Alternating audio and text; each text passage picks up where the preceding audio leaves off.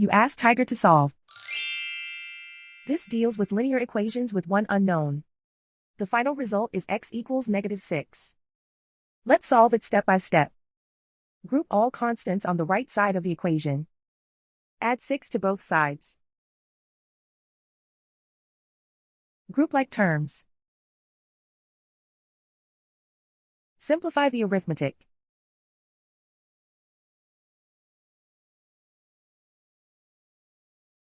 Convert the x into a positive number. Multiply both sides by -1. Remove the ones. Simplify the arithmetic.